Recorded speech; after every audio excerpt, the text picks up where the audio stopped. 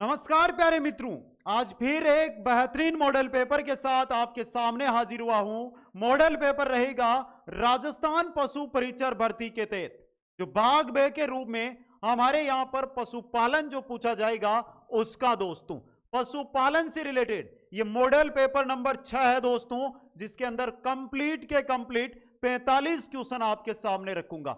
एक से बढ़कर एक क्वेश्चन आपके लिए रहेगा दोस्तों, इसलिए जो साथी इस वीडियो पर आ गया है 45 क्वेश्चन अटेंड किए बगैर कहीं मत जाना दोस्तों। सबसे पहले जो साथी YouTube के माध्यम से हमारे साथ जुड़ रहे हैं, आज इस वीडियो को लाइक शेयर और चैनल को सब्सक्राइब कर लीजिए और इस पहले क्वेश्चन का उत्तर कमेंट करते हुए सबसे बड़ी जानकारी आपके सामने आज रखने जा रहा हूं। वो जानकारी है कि पशु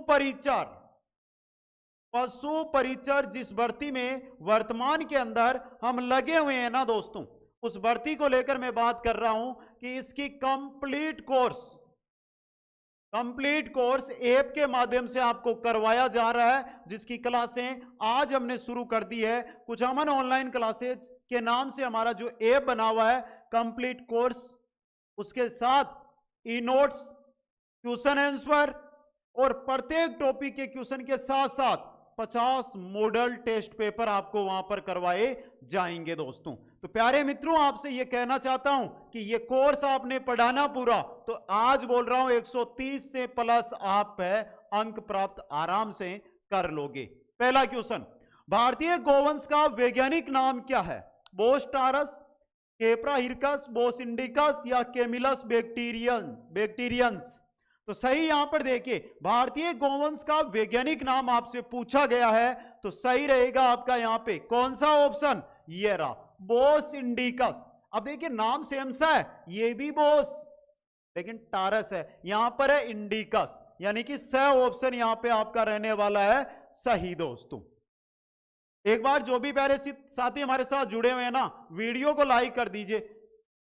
आगे चलिए नेक्स्ट क्वेश्चन के अंदर, पॉलीपेड जानवर का उदाहरण है। पॉलीपेड जानवर में इनमें से कौन सा आता है? गाय, घोड़ा, बकरी, व दोनों।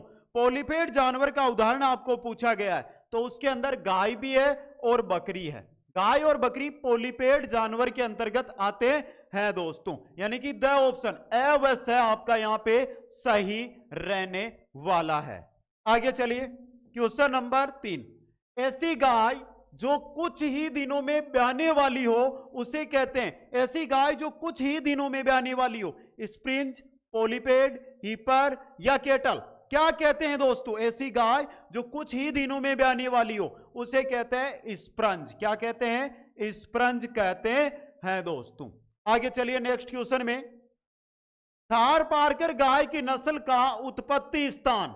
इंपॉर्टेंट क्वेश्चन जो यह मान के चलिए कि राजस्थान में अब तक की भर्तियों में भी पूछा जाता रहता है। थार पारकर गाय की नस्ल का उत्पत्ति स्थान काठियावाड़, मोंटगोमरी, पाकिस्तान का सिंध क्षेत्र या इनमें से कोई नहीं? अच्छा क्वेश्चन बन सकता है ये। तो देखिए थार पारकर की बात करते हैं, बाड़मेर, बालोतरा, जैसलमेर जहां पर ये गाय पाई जाती है, तो सही रहेगा आपका पाकिस्तान का सिंध क्षेत्र, पाकिस्तान का सिंध क्षेत्र दोस्तों। आगे चलिए नेक्स्ट क्वेश्चन में, गाय की किस नस्ल को थारी या ग्रे सिंधी के नाम से जाना जाता है? राठी, साहिवाल, थार पारकर या हरियाणवी? गाय की कौन सी नस्ल है जिसको थारी या ग्रे सिंधी के नाम से जाना जाता है? तो नाम से भी पता चल गया, यहां पे तो जाना कहां पर है? थारी। थार तो आ रहा है ना, यहां पे आ रहा है ना थार, मतलब थार पारकर ऑप्शन से यहां पे सही रहेगा। अगला क्वेश्चन है, गाय की किस नस्ल में औसत दूध उत्पादन 1600 से 2200 लीटर प्रति ब्यात होता है दोस्तों? एक ब्यात में वह गाय की नस्ल जो 1600 से 2200 लीटर प्रति ब्यात दूध देती है। अच्छा क्वेश्चन है, गिर, साहिवाल, राठी, थार पारकर। प्यारे मित्रों, यहां पर दी गई है, आप चाहे साहिवाल को उठा लो, साहिवाल का जो होता है वो 1700 से 1800 माना जाता है, लेकिन 1600 से 2200 के अंदर गिर, राठी, थार पारकर रहेगा सही आपका थार पारकर। कौन सा? थार पारकर दोस्तों। अगला क्वेश्चन है, गाय की किस नस्ल में दूध उत्पादन 700 से 900 लीटर प्रति ब्यात होता है? 700 से 900 लीटर ही कौन सी गाय है जो दूध देती है दोस्तों?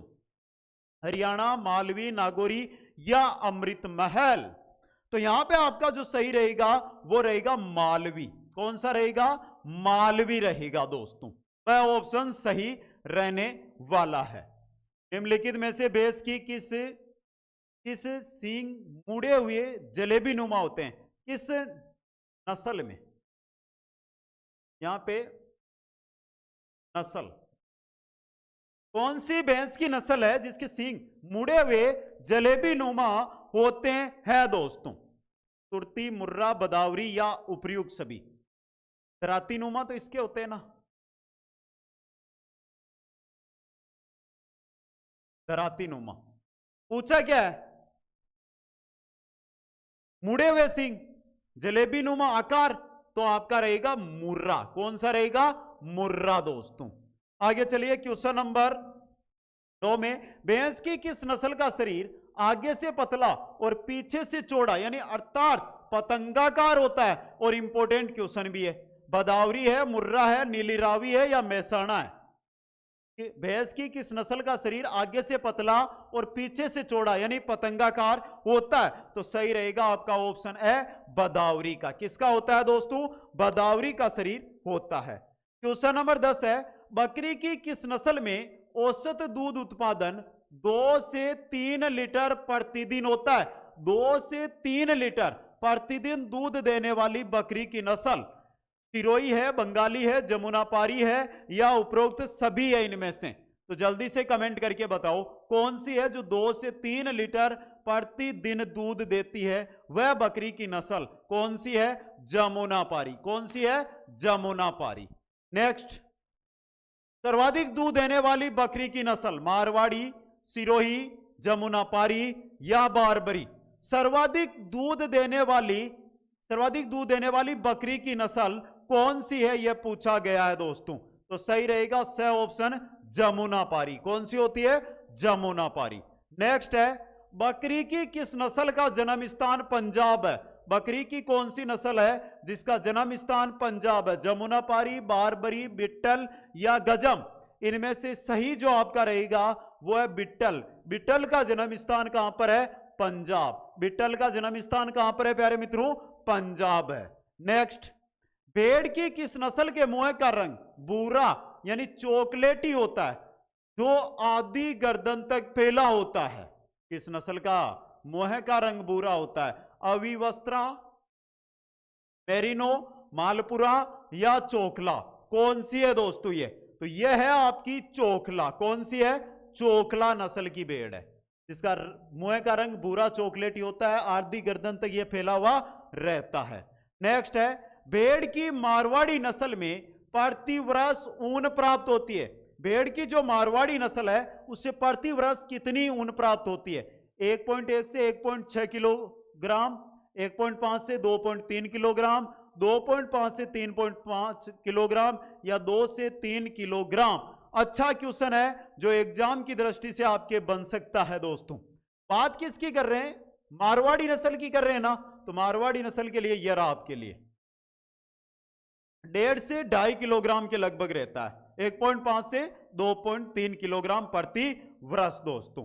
नेक्स्ट, भेड़ की जैसलमेरी नस्ल में प्रति वर्ष ऊन प्राप्त होती है? जैसलमेरी भेड़ की बात कर रहे हैं। जैसलमेरी नस्ल की जो भेड़ है उससे प्रति वर्ष कितनी ऊन है वो हमें प्राप्त होती है दोस्तों। तो यह भी इंपॉर्टेंट क्वेश्चन आपके लिए रहेगा और सही रहेगा आपका ऑप्शन ए। यहां पे 1.5 से 3.2 किलोग्राम प्रति वर्ष ऊन प्राप्त होती है दोस्तों। आगे चलिए, भेड़ की कौन सी विदेशी नस्ल का शरीर भारी भरकम होने से मांस भी अधिक प्राप्त होता है?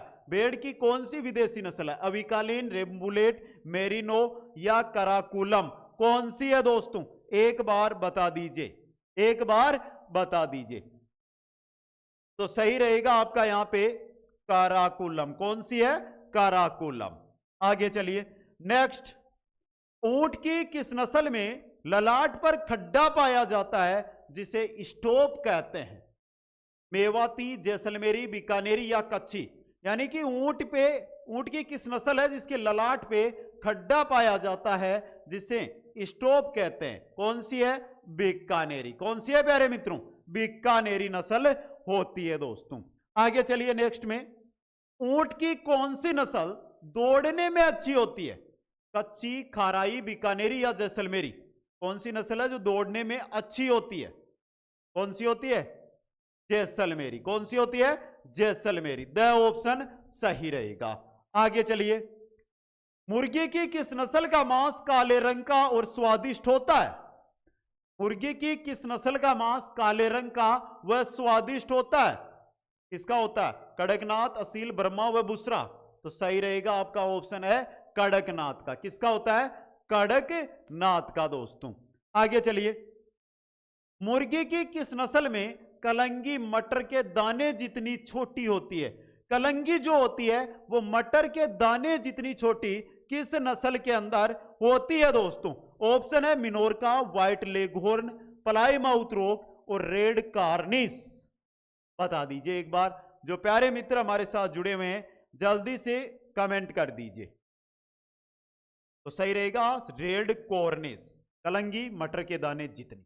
आगे चलिए, जहरबाद रोग किस जीवाणु के संक्रमण से फैलता है? जहरबाद रोग किस जीवाणु के संक्रमण से फैलता है? जहरबाद रोग क्लोस्ट्रीडियम शोवियाई, क्लोस्ट्रीडियम शोवियाई जीवाणु के संक्रमण से जहरबाद रोग है जो फैलता है दोस्तों। आगे चलिए, वह पदार्थ जिसका उपयोग जीवाणु रोधक, रोगाणुनाशक, गंधहारक, विघ्नदाहक यानी कास्टिक तथा कृमिनाशक के रूप में किया जाता है। बहुत सारे प्रयोग यानी बहुत सारी जगह एक ही पदार्थ का काम किया जा रहा है। सोडियम नाइट्रेट है, सोडियम फॉस्फेट है, पोटेशियम यूरेट है या पोटेशियम परमैंगनेट है दोस्तों।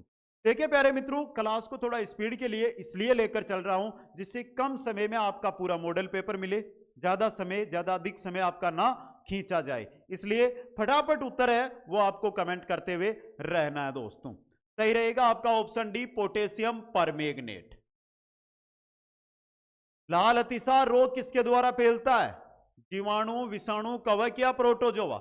लाल अतिसार रोग किसके द्वारा फैलता है दोस्तों?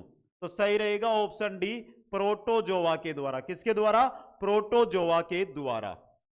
मुर्गियों में सौलेन होक सिंड्रोम, सौलेन होक सिंड्रोम किसकी कमी से होता है? मुर्गियों में सौलेन होक सिंड्रोम किसकी कमी के कारण? जस्ता, मैग्नीज, मैग्नीशियम या कोबाल्ट? किसकी कमी के कारण यह रोग है जो मुर्गियों के अंदर होता है दोस्तों? तो बात किसकी कर रहे हैं? सौलेन होक सिंड्रोम, मैग्नीज की कमी से। किसकी कमी से? मैग्नीज की कमी से फैलता है। अगला क्वेश्चन, भैंस को प्रत्येक 100 किलो शारीरिक भार के लिए कितना शुष्क पदार्थ देना चाहिए? एक भैंस है, उसका शारीरिक भार 100 किलोग्राम दिया हुआ हमें, अब उसे आपको शुष्क पदार्थ देना है तो कितने किलोग्राम दोगे? 4.5, 3.5, 3 किलोग्राम या 2.5 किलोग्राम? कितना दोगे दोस्तों? अच्छा क्वेश्चन है, इंपॉर्टेंट क्वेश्चन है, एग्जाम की दृष्टि से अच्छा भी बन सकता है। तो डी ऑप्शन 2.5 किलोग्राम दोस्तों। आगे चलिए नेक्स्ट में, गजराज घास किसे कहा जाता है? लोबिया, एमपी, चरी, बरसिम, पुसा, जॉइंट केपियर? गजराज घास किसे कहा जाता है? चारों ऑप्शनों में से जो सही है वो बताना है। गजराज घास किसे कहा जाता है दोस्तों? देखते हैं किन किन साथियों का ये सही होता है, और सही आपका यहां पे रहेगा option D, Pusa giant Napier, Pusa giant Napier घास को। नेक्स्ट है, अच्छी साइलेज में नमी प्रतिशत कितनी होनी चाहिए? एक अच्छी साइलेज आप बनाना चाहते हैं तो उसमें नमी कितनी प्रतिशत होनी चाहिए दोस्तों? जल्दी से कमेंट कर दे प्यारे मित्रों। आपसे निवेदन यही कर रहा हूं कि प्रतिदिन आने वाला मॉडल पेपर चूक मत जाना, एक एक मॉडल पेपर को अटेंड करना। 45 में से 42 प्लस का स्कोर मैं आपके सामने लेकर आ जाऊंगा दोस्तों। तो जल्दी से कमेंट कर दो। और अच्छी साइलेज में नमी की बात कर रहे हैं तो 60 से 70%, 60 से 70% नमी की मात्रा होनी चाहिए। अगला क्वेश्चन, निम्न में से पशु प्रजनन प्रबंधन में शामिल है, पशु प्रजनन प्रबंधन में शामिल है गर्भित होने पर 2 माह बाद गर्भ की पुष्टि करवाना। प्यारे मित्रों, यहां पर गर्भ है, यहां पर क्या है, गर्भित। पशु के ब्याने के 60 से 90 दिन के भीतर मद में वापस आ जाना। बछड़ू का भार 300 केजी व उम्र 3 वर्ष होने पर भी मद लक्षण तो उपचार करवाना। यानी कि तीनों के तीनों आपके पशु प्रबंधन के सामान्य लक्षण है। ऑप्शन डी उपरोक्त सभी आपका सही रहेगा। आगे बढ़िए। लंपी रोग के प्रकोप से मृत्यु हो जाने वाले गोवंशों के मालिकों को राजस्थान सरकार के द्वारा दी जाने वाली प्रति पशु आर्थिक सहायता राशि कितनी है? 55,000, 22,000, 65,000 या 40,000? बता दो दोस्तों, कितनी राशि राजस्थान सरकार के द्वारा दी जाती है? जल्दी से कमेंट करके बताना है सभी साथियों को। और सभी साथियों से यही कहना चाहता हूं कि एक भी क्वेश्चन मिस मत करना। आने वाले model paper 50 model paper YouTube पे करवाऊंगा, 50 मॉडल पेपर ऐप पर उपलब्ध करवाऊंगा, 100 मॉडल पेपर हो जाएंगे। अब लंपी रोग की बात कर रहे हैं, राजस्थान सरकार कितनी सहायता राशि दे रही है? अगर पशु की मृत्यु हो रही है तो 40,000 रुपए। कितने? 40,000 रुपए दोस्तों। नेक्स्ट है, बछड़े के आहार स्वरूप खिस का सबसे प्रमुख कार्य क्या है? बछड़े में आहार स्वरूप अगर खिस खिलाया जाता है तो उसका प्रमुख कार्य क्या होता है दोस्तों? तो ऑप्शन देखिए, यहां पे आपका जो है सही रहेगा, आप कमेंट कर दो एक बार। ये रहा, रोग प्रतिरोधकता को सशक्त बनाना, रोग प्रतिरोधकता क्षमता है उसको बढ़ाना। खिस मतलब प्रसव के बाद पहला दूध, खिस कहलाता है गाय का। समझ गए? आगे चलिए। नेक्स्ट है, दुधारू किस्म के बछड़ों के मूल्यांकन का आधार है। दुधारू किस्म के जो बछड़े हैं उनके मूल्यांकन का आधार बड़े नथुने, वक्ष की परिधि बड़ी व गहरी, चौड़े थुथन, उपरोक्त सभी। दुधारू किस्म के जो बछड़े हैं उनका अगर आप मूल्यांकन करना चाहते हैं तो आप किस आधार पर उनका मूल्यांकन है वो करेंगे दोस्तों? तो सही रहेगा, बड़े नथुने होंगे, वक्ष की परिधि बड़ी होगी व गहरी होगी और चौड़े थुथन होंगे। यानी उपरोक्त सभी, डी ऑप्शन आपका सही रहेगा। नेक्स्ट, पशुधन बीमा योजना की शुरुआत किस पंचवर्षीय योजना के दौरान की गई थी? 10वीं और 11वीं, 5वीं और 6वीं, 8वीं और 9वीं, 7वीं और 8वीं? पशुधन बीमा योजना की शुरुआत किस पंचवर्षीय योजना के दौरान की गई थी? अच्छा क्वेश्चन है एग्जाम की दृष्टि से, और सही रहेगा ऑप्शन ए, 10वीं और 11वीं पंचवर्षीय योजना के दौरान की गई थी। नेक्स्ट है, सतही केचुओं की प्रमुख विशेषता है। ये 3 से 4 इंच लंबे होते हैं, ये लाल रंग के होते हैं, इसके आइसिनिया पोटिडा की प्रजाति आती है या उपरोक्त सभी? पूछा किसका है? सतही केचुए की बात हो रही है। सतही केचुआ होता है, उसकी प्रमुख विशेषता क्या होती है? तो ये तीनों ही विशेषताएं होती है उसमें, 3 से 4 इंच लंबे, लाल रंग के और आइसिनिया पोटिडा की प्रजाति इसमें आती है। डी ऑप्शन उपरोक्त सभी आपका सही रहेगा। अगला क्वेश्चन, डेयरी पशु को फिट करने के लिए उपयोग किए जाने वाले उपकरण का नाम बताइए। डेयरी पशु को फिट करने के लिए उपयोग किए जाने वाले उपकरण, क्लिपर, तौलिया, फंक या घंटियां? यह भी अच्छा क्वेश्चन आपके लिए रह सकता है दोस्तों। तो जल्दी से इसका उत्तर है वो कमेंट करके एक बार सभी साथी बता दीजिए। सही रहेगा ऑप्शन है क्लिपर। क्वेश्चन 35, जिन डेयरी पशुओं को आधिकारिक तौर पर ब्रीड एसोसिएशन हर्ड बुक में दर्ज किया गया है उन्हें क्या कहा जाता है? अपंजीकृत जानवर, सांकेतिक जानवर, बिना लाइसेंस वाला जानवर या पंजीकृत जानवर? जिन डेयरी पशुओं को आधिकारिक तौर पर ब्रीड एसोसिएशन हर्ड बुक में दर्ज किया गया है उन्हें क्या कहा जाता है दोस्तों? क्या कहा जाता है? पंजीकृत पशु। डी ऑप्शन यहां पे सही रहेगा। नेक्स्ट क्वेश्चन नंबर 36, वर्ष 2019 की पशुगणना के अनुसार सर्वाधिक बकरियां किस जिले में पाई जाती है? बाड़मेर, अलवर, भरतपुर और नागौर। वर्ष 2019 की जो पशु गणना है उनके अनुसार सर्वाधिक बकरियां किस जिले के अंदर पाई जाती है वो आपको यहां पर बताना है दोस्तों। तो किस जिले के अंदर? बाड़मेर में ही होगी। और सर्वाधिक पशुओं के अंदर जो वृद्धि हुई वो भी किन में हुई थी? बकरियों में ही हुई थी दोस्तों। अगला क्वेश्चन, राजस्थान सरकार किसके दूध प्रसंस्करण हेतु जयपुर में प्लांट लगाने जा रही है? भेड़, ऊंटनी, बकरी या गाय? किसके प्रसंस्करण के लिए जयपुर में प्लांट लगाने जा रही है दोस्तों? यह भी अच्छा क्वेश्चन एग्जाम की दृष्टि से बन सकता है आपका। क्वेश्चन नंबर 37 अभी हमारा चल रहा है, वेरी इंपॉर्टेंट क्वेश्चन है जो आगे हमारे बनेंगे दोस्तों। ऊंटनी के प्रसंस्करण के लिए। डेयरी फीड में प्रोटीन स्रोत के रूप में उपयोग किए जाने वाले गैर प्रोटीन नाइट्रोजन एनपीएन का एक उदाहरण? नाइट्रोजन, फॉस्फोरस, मैग्नीशियम और यूरिया। डेयरी फीड में प्रोटीन स्रोत के रूप में उपयोग किए जाने वाले गैर प्रोटीन या नाइट्रोजन का एक उदाहरण क्या है? बताइए दोस्तों। एक बार कमेंट कर दीजिए, तब तक मैं पानी पी लेता हूं। जल्दी से कमेंट कर दीजिए।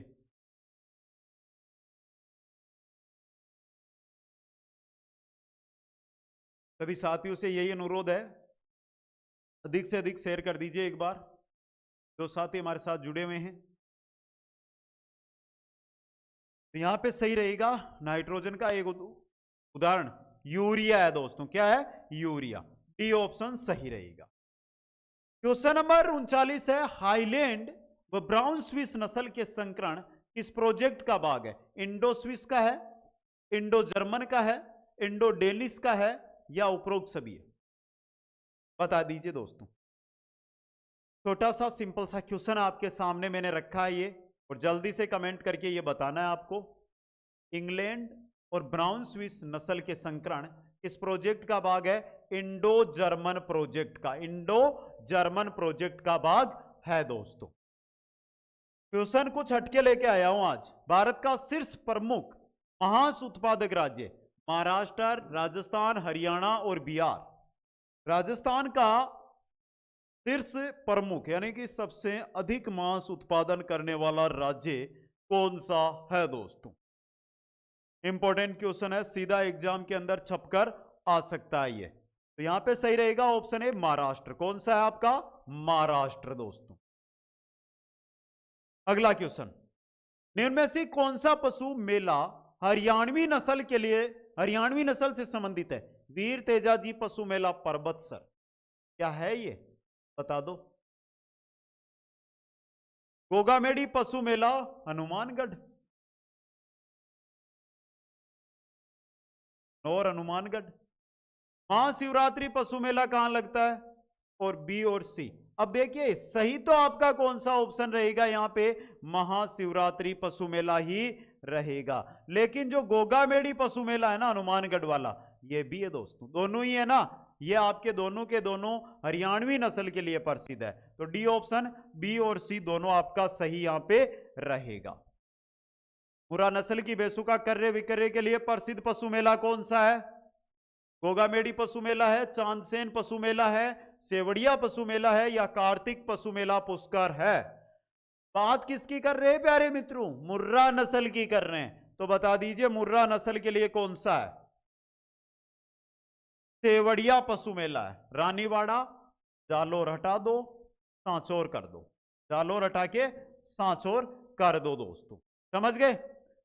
अगला क्वेश्चन, 20वीं पशु गणना की रिपोर्ट के अनुसार राजस्थान में कुल पशुधन संख्या 4.85 करोड़, 5.32 करोड़, 6.50 करोड़ या 5.68 करोड़। 20वीं पशु गणना के अनुसार राजस्थान की कुल पशुधन संख्या है वो कितनी है? आपको यहां पर पूछा जा रहा है दोस्तों। कितनी है? तो 5.68 करोड़ कुल पशुधन संख्या है दोस्तों। आगे चलिए, जुगाली करने वाले पशु में अस्थायी दांतों की व्यवस्था। जुगाली करने वाले पशु होते हैं उनके अंदर अस्थायी जो दांत होते हैं, जो दांत उनमें पाए जाते हैं, उनकी व्यवस्था क्या रहती है? बताइए दोस्तों।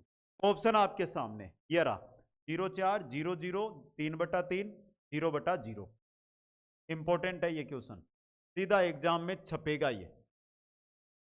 नेक्स्ट, निम्नलिखित में से कौन सी विधि खाद बनाने के दौरान केंचुओं का उपयोग करती है? केंचुओं का उपयोग कौन सी विधि करती है? नाम से ही पता चल जाएगा, कहीं पर जाने की आपको जरूरत नहीं है। और प्यारे मित्रों, फिर एक बार सभी साथियों से अनुरोध रहेगा कि जो कोर्स है ऐप पर, उसके अंदर आज से क्लासें हमने शुरू कर दी है। पशुपालन की क्लासें आ चुकी है, गणित की क्लासें आ चुकी है, राजस्थान जीके और विज्ञान की क्लासें कल या परसों से हमारी रेगुलर शुरू हो जाएगी। तो आज जो स्पेशल ऑफर चल रहा है, 50% डिस्काउंट चल रहा है, उसका फायदा आप उठा लो, क्योंकि हमारा टारगेट है 130 प्लस का। और 130 प्लस अगर लेकर आने, नौकरी लगना है या अपने घर वालों का सपना पूरा करना है, तो ये कोर्स प्राप्त करो और अच्छी तैयारी करो, पढ़ाई करो। कम से कम दिन में 10 से 12 घंटे पशु परीक्षर भर्ती की आप तैयारी करो दोस्तों। तो यहां पे कौन सी विधि खाद बनाने के दौरान केंचुआ उपयोग करता है? तो सही रहेगा आपका ऑप्शन सी, वर्मी कंपोस्ट दोस्तों।